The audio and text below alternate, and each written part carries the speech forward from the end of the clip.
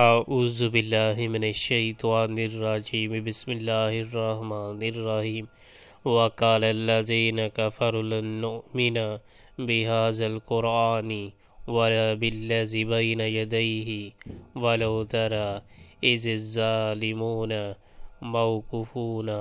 موقوفون عند ربهم یرجع بعضهم الی بعض القول یقول الذین استضعفوا للذین استکبروا لولا انتم لکنا مؤمنین۔